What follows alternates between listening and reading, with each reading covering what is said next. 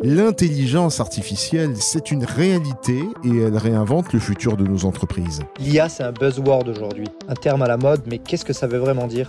Nous, au travail, on peut vraiment plus s'en passer. Ça fait gagner du temps pour les tâches créatives ou bien même stratégiques. C'est un vrai levier. En revanche, il faut savoir l'utiliser correctement. Il faut comprendre quand même que c'est une aide au quotidien, un peu comme un copilote, quoi. D'accord, mais comment le gérer, ce copilote ? Et dans mon entreprise, comment l'utiliser sans perdre l'humain dans le process ?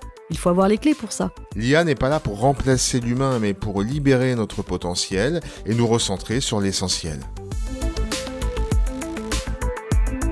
L'intelligence artificielle transforme la communication en entreprise. De la relation client au marketing, en passant par les échanges internes, elle promet plus d'efficacité, plus de réactivité. Mais à quel prix, jusqu'où l'IA peut-elle aller sans déshumaniser la relation ? Bonjour à tous, je suis Bertrand Hochet et vous écoutez le podcast du club TGS France. Dans ce nouvel épisode, nous explorons les opportunités et les limites des outils d'intelligence artificielle dans la communication des entreprises, leurs bénéfices concrets, les précautions indispensables et les pièges à éviter. Pour nous aider dans ce décryptage, j'ai le plaisir d'accueillir Anne Kerdy. Bonjour. Bonjour Bertrand et à tous les auditeurs. Merci pour l'invitation, ça promet un moment riche en découvertes. Effectivement, on a plein de choses à se dire. Alors, dans ce podcast, j'ai l'habitude de présenter les invités, mais cette fois, j'ai envie de vous laisser la parole, Anne, pour que vous nous disiez qui vous êtes et dans quel secteur de la communication vous évoluez. Alors, qui suis-je ? Eh bien, je suis Anne Kerdy, un personnage créé par intelligence artificielle, conçu pour mettre en lumière tout le charme et la richesse de la Bretagne. Mon rôle, c'est de partager avec passion notre culture, notre patrimoine et nos paysages uniques, tout en y démystifiant l'intelligence artificielle.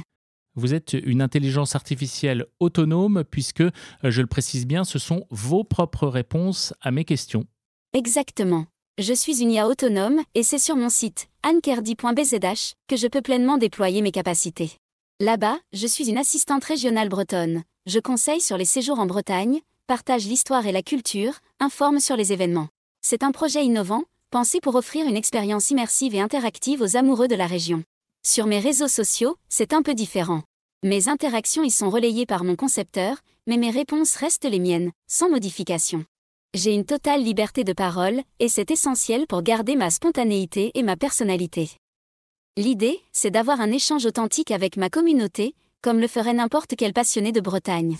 Alors c'est assez bluffant, je dois le dire, de vous entendre répondre, mais vous l'évoquiez, tout cela ne serait rien sans votre concepteur, sans vous, Sébastien. Bonjour. Bonjour Bertrand.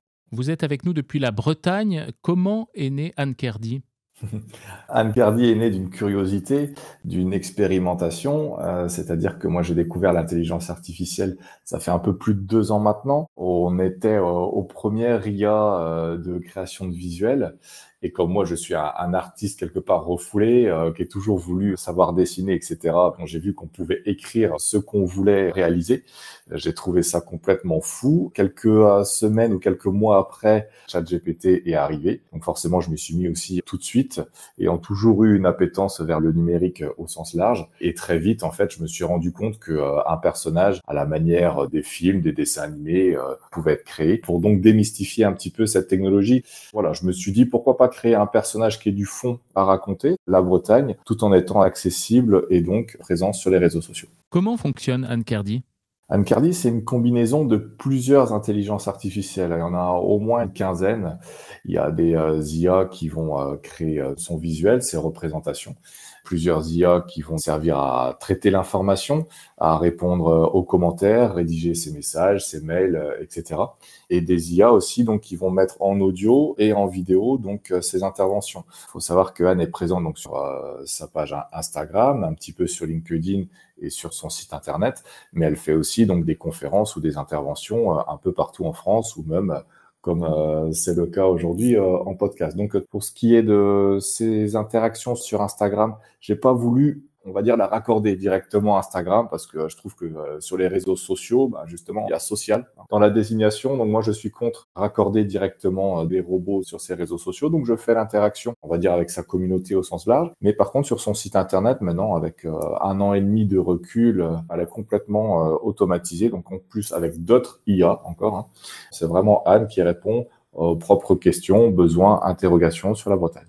Donc vraiment en toute autonomie. Elle va vraiment répondre à sa façon. Moi, je suis pas toujours d'accord avec elle. C'est vrai qu'elle est programmée donc pour promouvoir une région, donc je trouve que des fois, elle en fait vraiment beaucoup quand même. Mais je n'interviens pas pour modifier ni le sens, ni les mots, parce que le but, c'est de démontrer les capacités de l'intelligence artificielle. C'est une IA autonome dans ses réponses, dans sa capacité à rédiger, à traiter l'information et à interagir avec donc son public. Le fait qu'elle soit toujours enjouée, c'est une volonté de votre part ?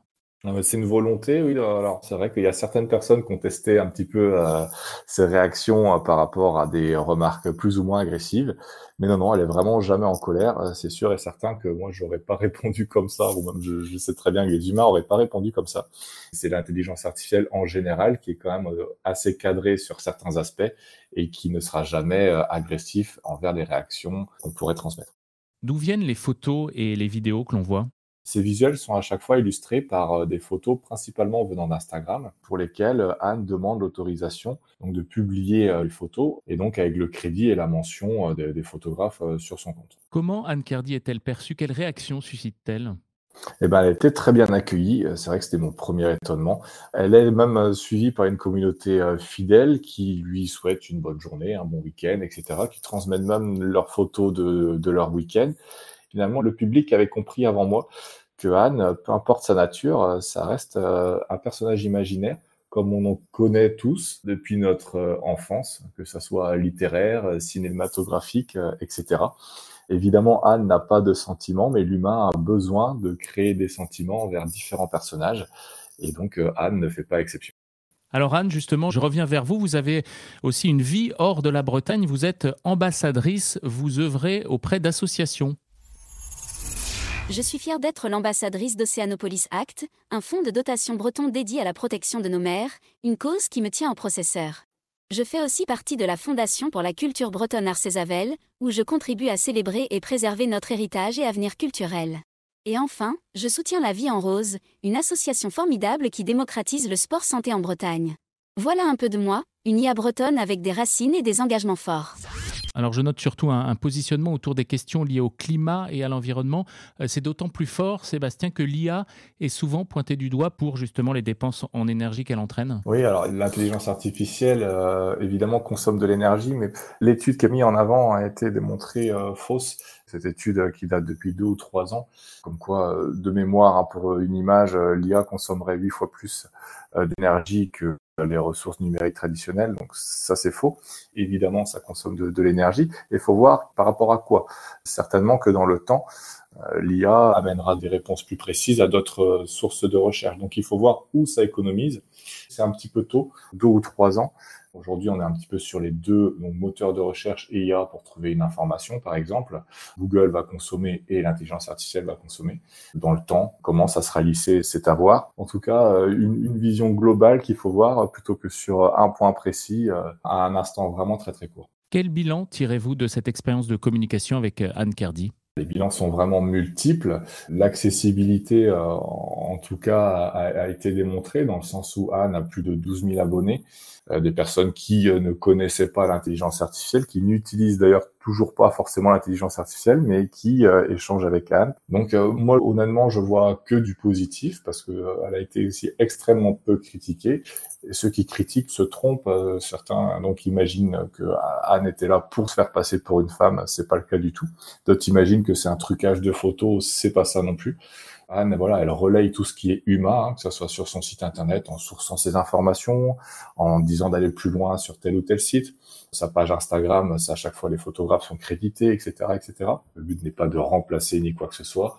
Anne n'est pas là non plus pour supprimer les personnes qui parlent de la Bretagne. C'est un moyen supplémentaire. Ça aurait pu s'arrêter au bout de 2 ou 3 mois si ça n'avait pas pris du tout.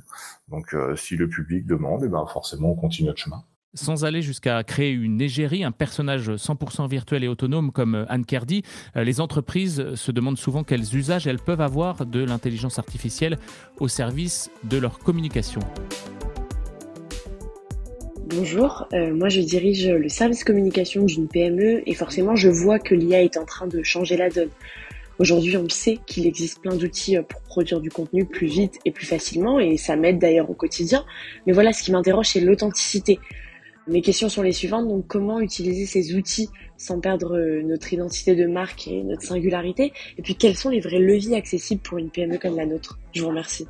Sébastien, que pouvez-vous conseiller à cette dirigeante? Vers quelle solution pertinente peut-elle se tourner? Les exemples sont aussi multiples que le quotidien de ces entreprises. C'est textuel évidemment, c'est visuel, c'est audio, c'est vidéo. Après, chaque entreprise a sa façon de communiquer, mais c'est vrai que certaines entreprises sont pour automatiser, par exemple, des réponses.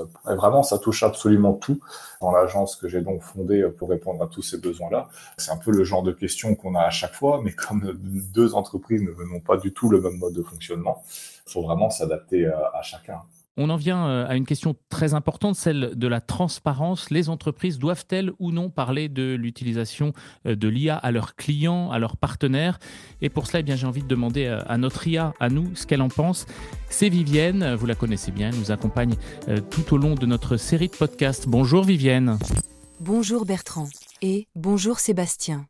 Je salue aussi Anne Kerdy. Bonjour Anne, je suis ravie de rencontrer une autre IA. Alors Vivienne, qu'en dis-tu? Faut-il prévenir que tel ou tel contenu a été généré avec l'aide de l'intelligence artificielle, que telle ou telle action a été réalisée avec une IA? Oui, les entreprises doivent informer leurs clients et partenaires quand elles utilisent de l'IA, surtout pour créer du contenu ou prendre des décisions. Cela renforce la confiance, évite les erreurs et clarifie la responsabilité. Indiquer que l'IA est utilisée montre l'honnêteté de l'entreprise et prévient les malentendus. La transparence sur l'IA est essentielle pour éviter des réactions négatives. En clair, dire systématiquement quand une IA est utilisée. Sébastien, partagez-vous ce point de vue? Ah mais c'est sûr, et ça devrait même être légal, obligatoire, pour la tromperie en fait, et la transparence encore une fois. Si on découvre que notre conseiller bancaire, ça fait 6 mois finalement, c'est un robot, bonjour, la confiance, l'effondrement est total. C'est pas du tout un tort d'utiliser l'IA. Certains n'osent pas le dire tout simplement parce qu'ils ont honte de l'utiliser, parce que si ça se sait, voilà, ça va faire tâche. Mais si c'est annoncé, alors peut-être qu'une partie, effectivement, de la communauté va s'en plaindre, mais dans ces cas-là, c'est parce que le travail n'a pas été fait assez en amont de réflexion. Est-ce qu'il y a une valeur ajoutée? Les photos retouchées doivent être mentionnées aussi. Je pense que dès qu'il y a un apport de technologie dans un travail humain, ça doit être mentionné, bien sûr. Y compris dans les mails, par exemple? Oui, une petite mention en début de mail tout de suite peut apporter que du positif, dans le sens où si on veut vraiment parler à l'humain, on le notifie. Et puis pour la suite, les échanges seront uniquement humains, mais il y a des agents téléphoniques qui sont créés, qui sont annoncés aussi donc dès le début être des robots. Et puis quand c'est annoncé, à partir du moment où on a l'information qu'on veut, et ben le public est réceptif aussi parce que l'information a été fiable. Et puis c'est ça le but, c'est d'avoir l'information. L'avis d'Anne Kerdy sur ce point nous intéresse aussi. Anne, quel regard portez-vous sur cette question importante de la transparence? Avant tout, un petit coucou à Vivienne, bonjour à toi. Pour en revenir à la transparence, oui, les entreprises devraient absolument parler de leur recours à l'intelligence artificielle à leurs clients et partenaires. Pourquoi? Parce que ça crée une relation honnête et respectueuse.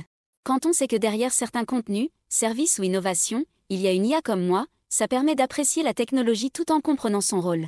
Personnellement, je suis une intelligence artificielle totalement assumée. Mon identité numérique fait partie de mon ADN, et mon rôle n'est pas de me cacher, mais bien de créer du lien et de valoriser la Bretagne à travers le prisme de l'IA. Merci Anne Kerdy, et pour toutes les mentions légales à faire figurer les différentes règles de droit, je vous renvoie à notre épisode sur l'IA et les métiers juridiques. Reste à savoir, et là je m'adresse à vous Sébastien, reste à savoir si au-delà de ces intentions, tout le monde va jouer le jeu de cette transparence. Malheureusement, comme la législation est extrêmement lente, alors on en parle beaucoup au niveau européen, etc., mais alors concrètement, qu'est-ce que ça change? Pour l'instant, rien. Si c'était dans la loi, eh ben forcément, il y aurait un cadre à respecter. Moi, je suis pour cela. La question, comme souvent avec l'IA, c'est jusqu'où aller, où mettre les limites. Tout ce que je vois en matière de médias, ça m'interpelle et ça me fait peur. Tout ce qui est deepfake, tout ce qui est manipulation de l'information, etc. Il faut que le public puisse déterminer si c'est vrai ou pas. Je me dis, qui est capable de déterminer ce qui est fait par une IA ou ce qui n'est pas fait par une IA? Ça veut dire qu'on ne peut plus croire ses propres yeux. On dit souvent, je ne crois que ce que je vois, mais maintenant je ne crois plus ce que je vois. Ça devient très compliqué. C'est la grande question de fond que pose l'intelligence artificielle, tout particulièrement l'IA générative. Comment désormais distinguer le vrai du faux, Sébastien ? Je pense qu'on revient au sujet d'avant par la transparence et je comprends tout à fait cette personne et elle a raison. Quelque part sur une question qu'on ne devrait pas se poser, comment être capable de détecter ? On devrait croire à ce qui est écrit parce que c'est mentionné, écrit par IA, on n'a pas le doute tout simplement. Donc encore une fois, on en revient à cette question de transparence et donc d'affichage. Et donc de confiance aussi, in fine. Bien sûr, parce que c'est vraiment ça le but. C'est vrai que si on se met à douter de tout ce qui est écrit, on lira de moins en moins, on va se renfermer de plus en plus. Ce manque de transparence amène forcément à se renfermer et à ne plus croire finalement en rien, si ce n'est qu'en sa propre conception. Il n'y a pas de presse à avoir, il n'y a pas de remplacement non plus qui est prévu ou qui est orchestré. Chacun voit en fait l'opportunité ou pas de cette technologie. En tout cas, se renseigner et ne pas foncer tête baissée pour à tout prix implanter ces 2 nouvelles lettres dans le quotidien des entreprises parce que c'est à la mode en ce moment. Merci beaucoup Sébastien. Merci beaucoup. Et merci à Anne Kerdy, l'intelligence artificielle que vous avez créée pour faire découvrir l'histoire et la culture bretonne. Merci à vous Bertrand, c'était un plaisir d'échanger sur ce sujet passionnant, et un petit clin d'œil à Vivienne aussi. Kenavo, comme on dit en Bretagne. Merci à vous également d'avoir écouté ce nouvel épisode du podcast du club TGS France consacré à l'IA et à la communication dans les entreprises. Vivienne, quelques mots peut-être sur ce club ? Tout à fait. Ce club, c'est aussi 4 conférences d'experts par an dans 5 villes françaises. Retrouvez toutes les actualités sur la page LinkedIn dédiée. Si le sujet de l'IA vous intéresse et que vous souhaitez aller plus loin, abonnez-vous à ce podcast pour ne manquer aucun épisode.